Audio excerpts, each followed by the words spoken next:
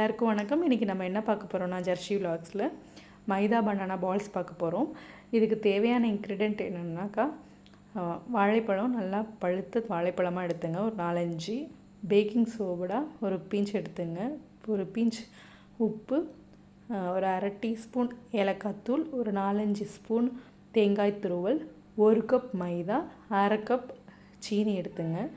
சீனியை ஒரு மிக்ஸி ஜாரில் போட்டு நல்லா பொடுசாக அரைச்சி எடுத்துங்க.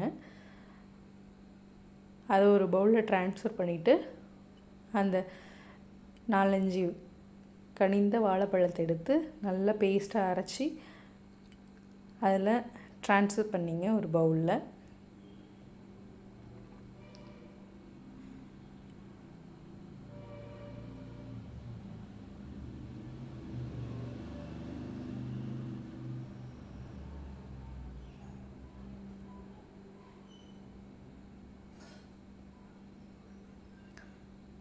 அப்புறம் 1 கப் மைதா போட்டுங்க.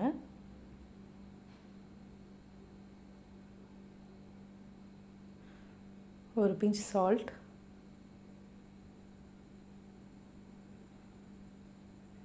ஒரு பிஞ்ச் பேக்கிங் சோடா,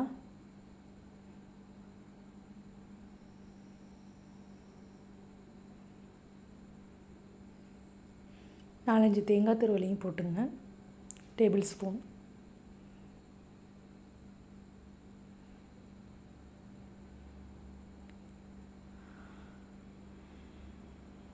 இதுக்கு தண்ணி எதுவும் மிக்ஸ் பண்ணாமல் அந்த வாழைப்பழத்தோட பியூரி கண்டன்ட்டே உங்களுக்கு தண்ணி போதும்.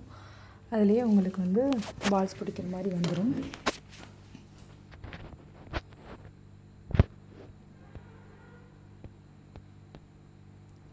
ஏன்னா நல்லா சூடானோடனே சிம்மில் வச்சு பொரிச்சு எடுக்கணும். இல்லைன்னா உள்ளே வேகாமல் வெளியில் வெந்து கிடைக்கும் நமக்கு. அதனால் சிம்மில் வச்சு பால்ஸை எண்ணெயில் போட்டு எடுங்க.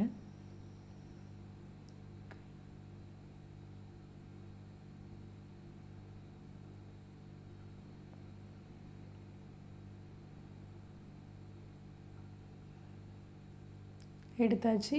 நம்மளோட மைதா வாழைப்பழ பால்ஸ் ரெடி ஆகிடுச்சு. இதுக்கு நான் அன்றைக்கி இஞ்சி ஏலக்காய் தட்டி இஞ்சி புட்டி போட்டு இதை நான் சர்வ் பண்ணேன். இதை நீங்கள் வீட்லேயும் ட்ரை பண்ணி பாருங்கள், கண்டிப்பாக பிடிக்கும். நல்லா என்ஜாய் பண்ணி சாப்பிட்லாம்.